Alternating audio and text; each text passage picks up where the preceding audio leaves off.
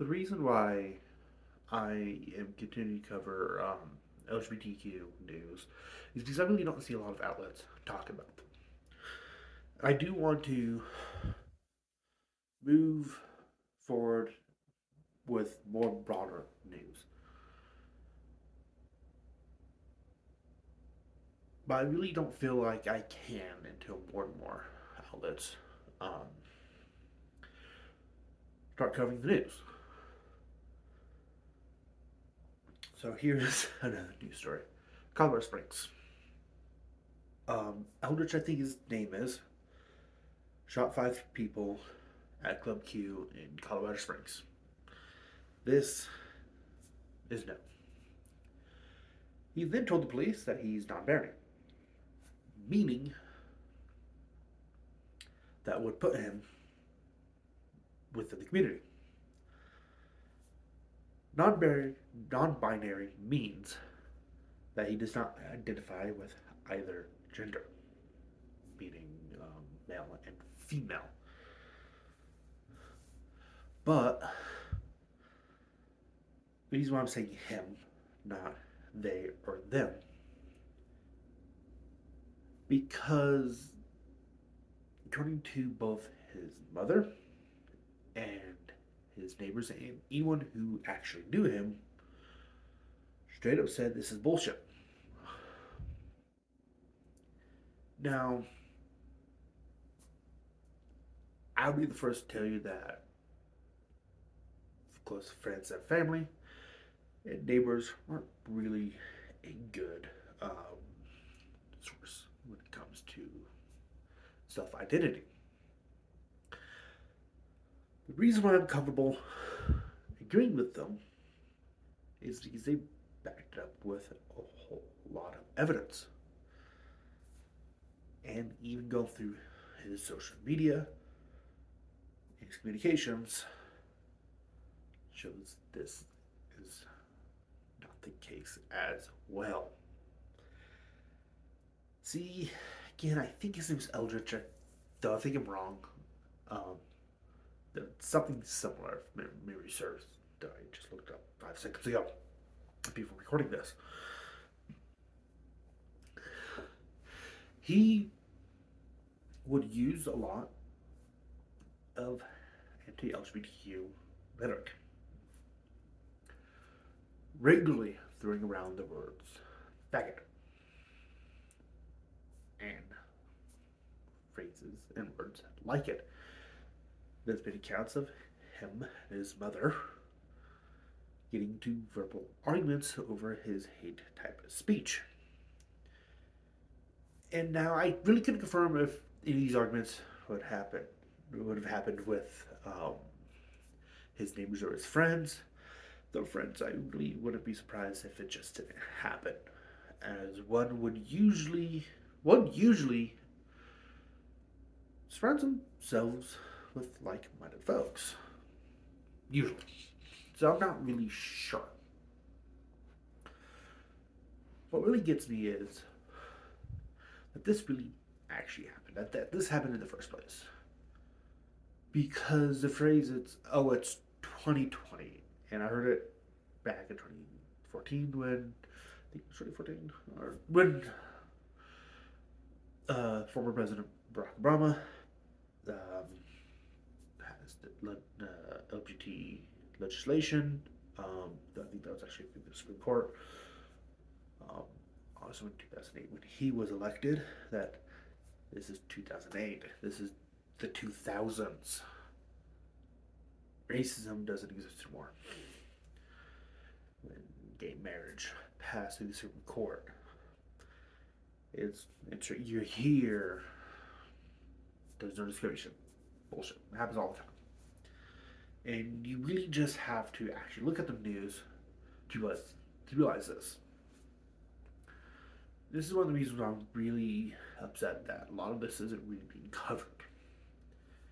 Because the opposite is really covered or really spouted. A lot of right wing media has a lot of anti LGBTQ rhetoric, and it feeds on it, feeds on it, feeds on it, feeds on it. anti-liberalism rhetoric. It feeds on us. It spews it out to their audiences. Then Club Q happens. Attacks on the members of the community prevalently happen. The word that's thrown around a lot is the word grooming. Saying, no, counselors and teachers should be able to talk about this because if they do, they're grooming the children. They're saying it's a cult, but yet you go on Reddit and Instagram and Twitter and Facebook. I mainly browse Reddit, but if you go on to subreddits like InfoWarrior Rights, one side's a cult, the other really isn't. But it feeds on it, and it feeds on it, and it feeds on it. And attacks continue to happen. It continues to happen. A very prevalent sentiment is a lot of the community, I've said it here on YouTube before, are afraid to come out, are afraid to transition because they're afraid of being personally attacked because of who they are. They're afraid to be attacked because those on the right would instantly label us as pedophiles wanting to groom children when we only just want to live our lives.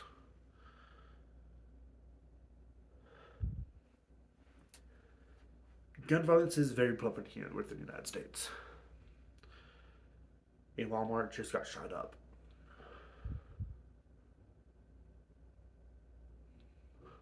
Don't know the motives yet. Haven't really looked into it yet. I really don't look into these until about a day or two after the shooting to see if I can get as much facts as I can. But Club Q was the reason of the attack was clear from the beginning. The fact that it was an attack upon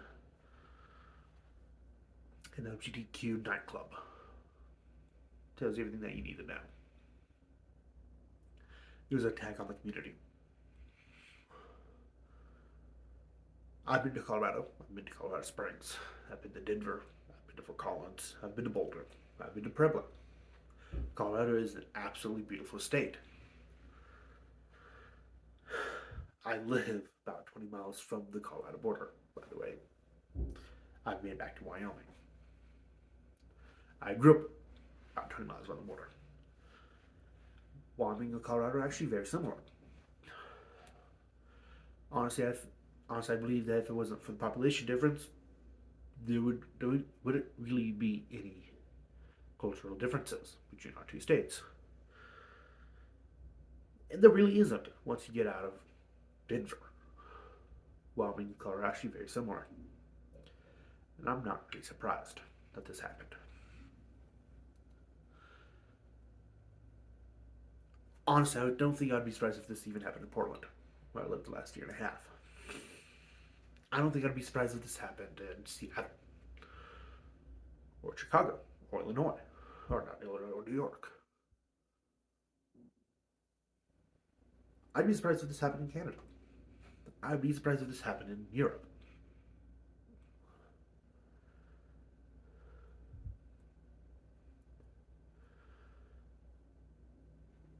I've always been anti-gun.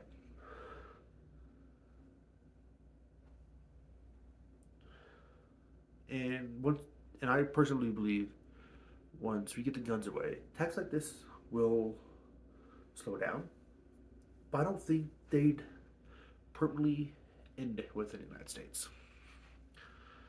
As long as you got one side of the political spectrum saying that we're evil, saying that we're pedophiles. I don't think these attacks are really ever going to end in the United States. And this is one of the few instances why I actually don't think guns are really the issue here.